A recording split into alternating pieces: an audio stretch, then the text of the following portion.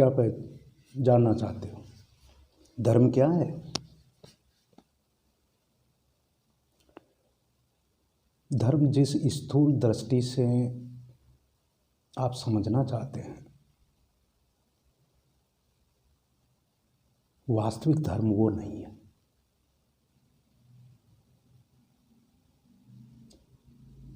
धर्म को सूक्ष्म दृष्टि से समझा जा सकता है, जैसे फिजिक्स में क्वांटम मेटाफिजिक्स कहते हैं इसे।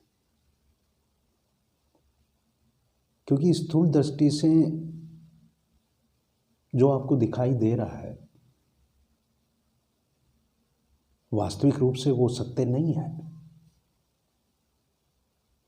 और वैसे भी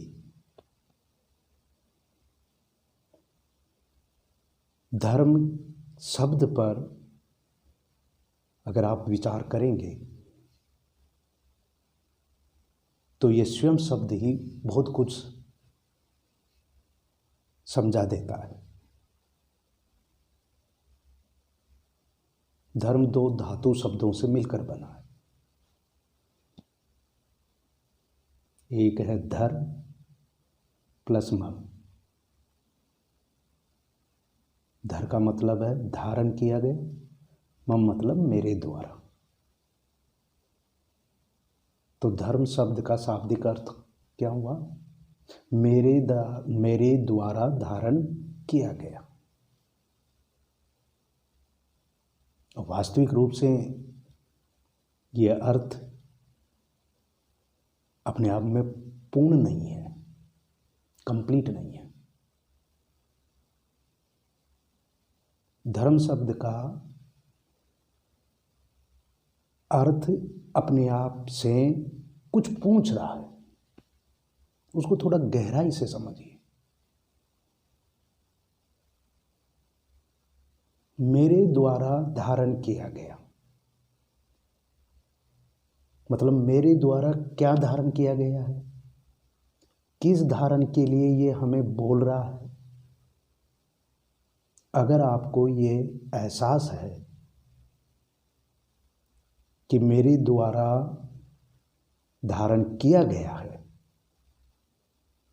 अगर ये एहसास है, ये आप जानते हो या इस चीज को समझते हो, तो क्या धारण किया गया है, इस सत्य को जानने की आप कोशिश करेंगे, प्रयत्न करेंगे।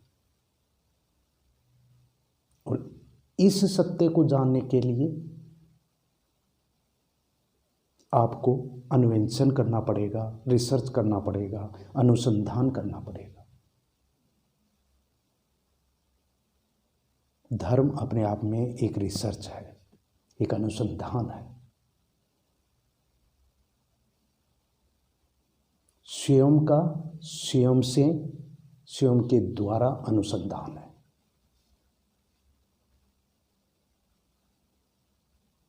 जितने स्थूल दृष्टि से आप संसार में देख रहे हैं, वास्तविक धर्म से उसका संबंध कुछ नहीं है। आप इसे समझने की कोशिश करिए। भावनात्मक रूप से बह मत जाइए, वरना आप धर्म से बहुत दूर हो जाएंगे। धर्म एक विज्ञान है।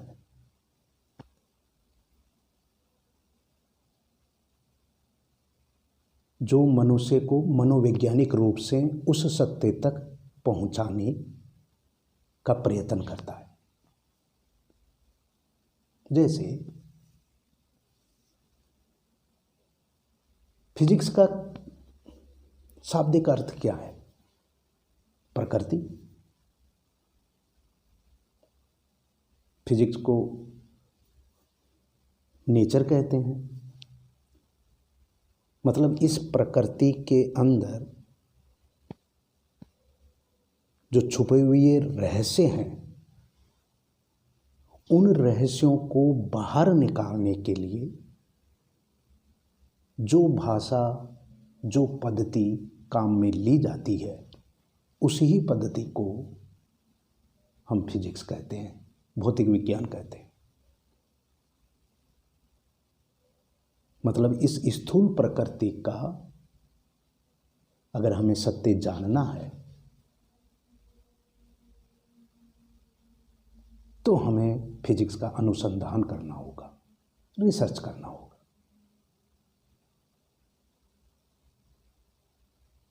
जैसे अगर इस बांसुरी को मैं यहाँ से ड्रॉप करता हूँ, छोड़ता हूँ, तो ये बांसुरी नीचे की तरफ आ रही है, मतलब गुरुत्वाकर्षण बल लग रहा है। बहुत साधारण फिजिक्स है ये। अब इस गुरुत्वाकर्षण बल को समझने के लिए इस पूरे कंसेप्ट को अगर आप इसकी पूर्ण सत्यता समझना चाहते हैं तो न्यूटन ने किस प्रकार से इसको परिभाषित किया है, क्या इसका फॉर्मूला है, उस फॉर्मूले की क्या सत्यता है, उसके बारे में हम एक्सपेरिमेंट करेंगे, समझेंगे और हर पैरामीटर का विश्लेषण करेंगे, एनालिसिस करेंगे। तभी आप इस ग्रेविटेशनल फोर्स को समझ सकते हैं।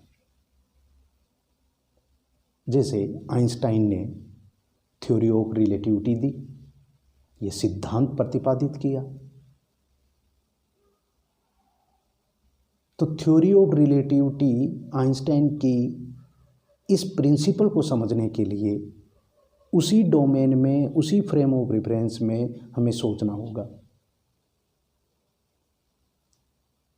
अब इसके विपरीत आप ये समझिए कि अगर आप इनकी थ्योरी को न समझकर इनकी थ्योरी पर बिना एनालिसिस किए अगर मैं न्यूटन और आइंस्टाइन की फोटो केवल उसी के आगे मैं प्रार्थना करूं, उन्हीं को पूजूं, तो क्या मैं उनके सिद्धांत को कभी समझ सकता हूं? भावनात्मक रूप से ये एक आपको अच्छा महसूस लगता होगा क्योंकि आप उसका एक सम्मान कर रहे हैं। लेकिन यहाँ पर भावनात्मक रूप से जुड़ना मेरा प्रश्न नहीं है। यहाँ पर मेरा प्रश्न है कि उन सिद्धांतों को समझना। तो आप उनके सिद्धांतों की गहराई में उतरना ही होगा। बस आप धर्म को भी कुछ इस तरह ही समझिए।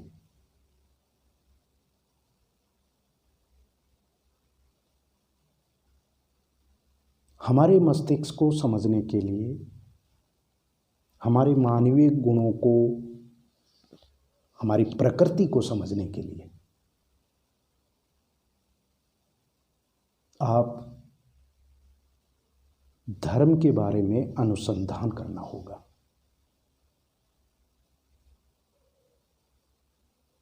अगर मान लो कि मैं अपने बारे में कोई मैं रिसर्च नहीं कर रहा हूँ, अन्वेषण नहीं कर रहा हूँ, तो सीधी सी बात है कि मैं उस सत्य तक कभी नहीं पहुँच सकता।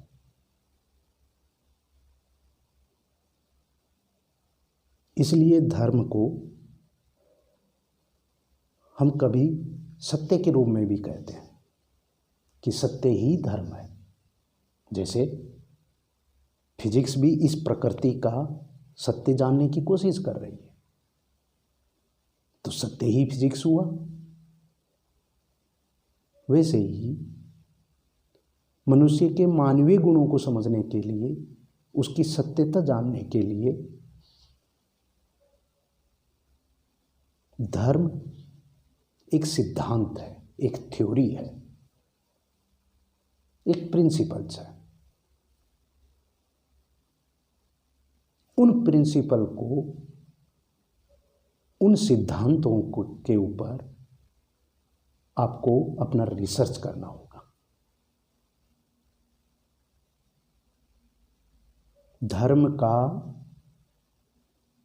सीधा संबंध मनुष्य के स्वयं से और स्वयं तक है।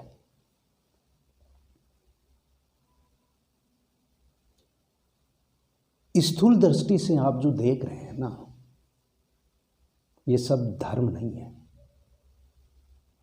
ये सब संप्रदाय है, पंथ है, संस्कृति है। और यहीं पर हम लोग कभी असमंजस में पड़ जाते हैं, इसी में उलझ जाते हैं, क्योंकि हम संप्रदाय और धर्म इन दोनों के बीच में बहुत सूक्ष्म अंतर है। और इस अंतर को हम अगर समझ नहीं पाए तो सालों तक आप भटकते रहोगे। जैसे अभी मैंने उदाहरण स्वरूप समझाया तुम्हें कि अगर मैं केवल आइंस्टाइन की फोटो उसी की मैं प्रार्थना करूं, पूजा अर्चना करूं, तो क्या मैं कभी उनके सिद्धांत को समझ पाऊंगा? बिल्कुल सिंपल है कि आप कभी नहीं समझ पाओगे। भावनात्मक रूप से आपको ये अच्छा लग सकता है, लेकिन मैं आपको भावनात्मक रूप से बहने के लिए नहीं कह रहा हूं। मैं उससे थोड़ी सूक्ष्म क्वांटम लेवल की बात कर रहा हूं।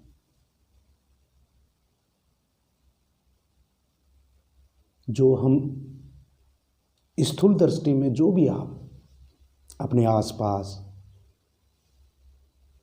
कहीं पर भी आप देख रहे हैं, ये सब संप्रदाय या पथ है। इन संप्रदायों में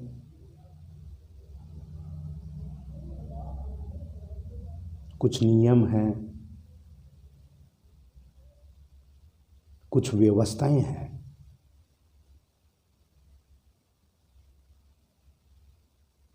जो हम में से ही किन्हीं लोगों ने कभी ना कभी इन व्यवस्थाओं का, इन नियमों का निर्माण किया है।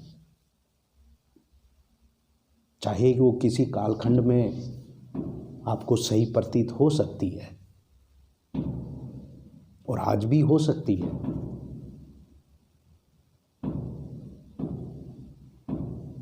लेकिन वो उनका सत्य से कहीं पर भी आसपास कोई संबंध नहीं।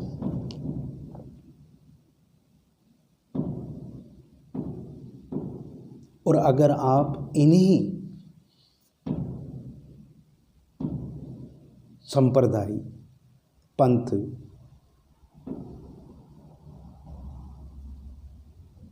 इन्हीं में अगर आप उलझते रहेंगे और इन्हीं को अगर आप धर्म समझ बैठे,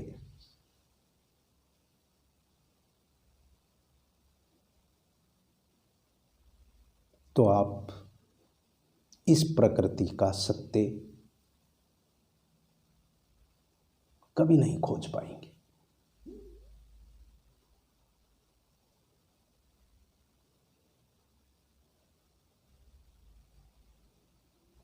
अपना स्वयं का विश्लेषण करिए, धर्म को गहराई से समझने की कोशिश करिए।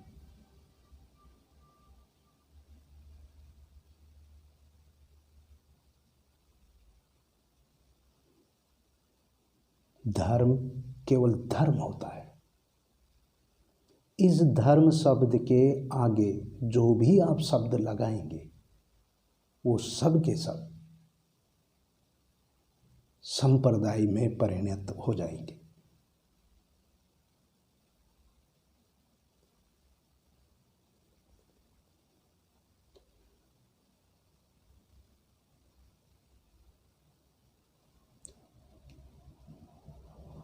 बंधन का नाम धर्म नहीं है। धर्म बंधन से मुक्ति के मार्ग की तरफ लेकर जाता है।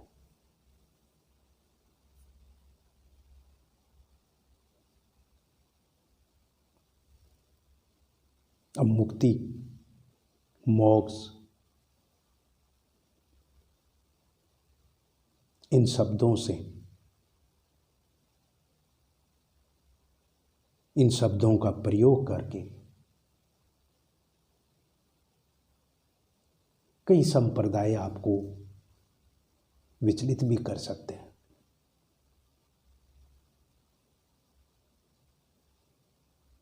इसलिए केवल और केवल अपने स्वयं पर रिसर्च करिए, अपने स्वयं के ऊपर अनुसंधान करिए, अपने स्वयं को पहचानने की कोशिश करिए। बस वही धर्म है। अपने द्वारा, मेरे द्वारा क्या धारण किया गया है, उसको पहचानने की कोशिश करिए। इसका संबंध किसी भी स्थूल पदार्थ से बिल्कुल नहीं है। अगर आप इसको समझने के लिए स्थूल पदार्थ का सहयोग लेंगे तो धर्म की सत्यता आप कभी समझ नहीं पाएंगे।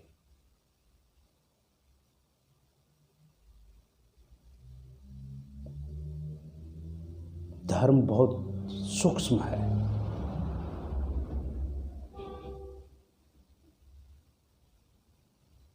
अपनी सूक्ष्म बुद्धि का प्रयोग करिए।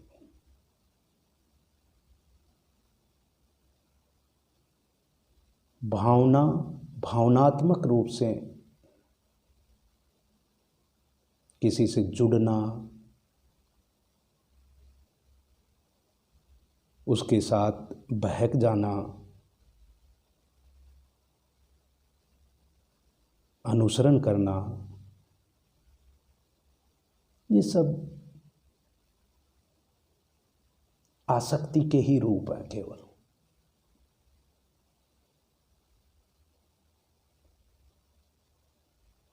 इसलिए आसक्ति के गुलाम मत बनो। धर्म केवल स्वयं को समझना है। किसी भी स्थूल पदार्थ से इसका कोई संबंध नहीं।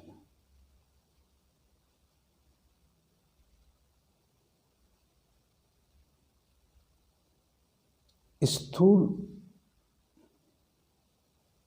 की सत्यता आपको तब तक भटकाती रहेगी जब तक आप उसको क्वांटम लेवल तक नहीं समझ पाएंगे। मतलब अति सूक्ष्म नहीं समझ पाएंगे।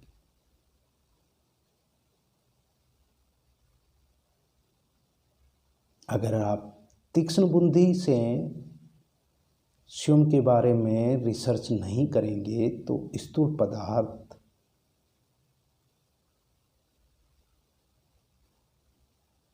उसी में आप हमेशा विचलित रहेंगे, उसी में फंसते रहेंगे, भटकते रहेंगे। जैसे आपको एक स्टोरी सुनाता हूँ।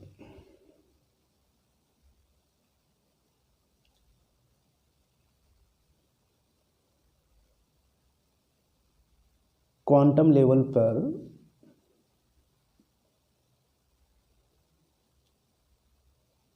एटॉमिक मॉडल जब बोर ने प्रतिपादित किया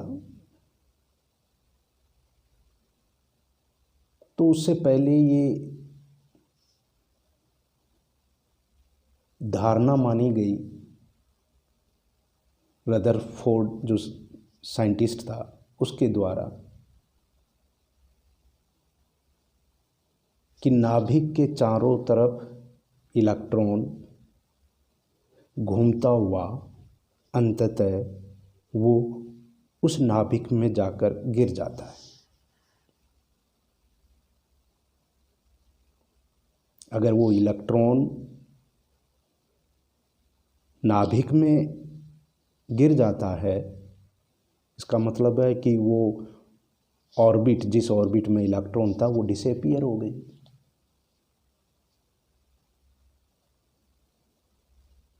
इसका मतलब है कि प्रकृति जो भी स्थूल दृष्टि से आप देख रहे हैं वो स्टेबल नहीं होना चाहिए।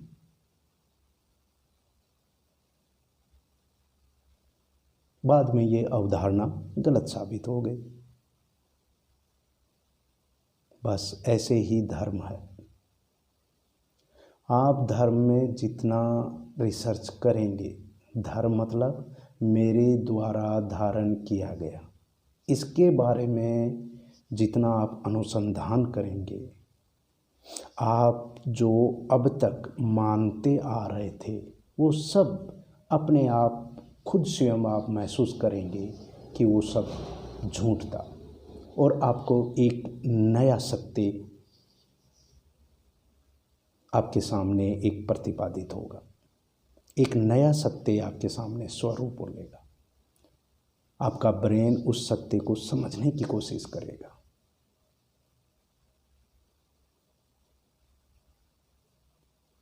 इसी धर्म को समझने की कोशिश करिए।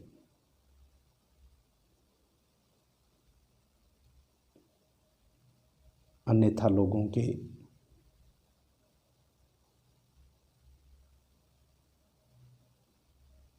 बिना किसी लॉजिक के उन थ्योरीज को ग्रहण मत करिए।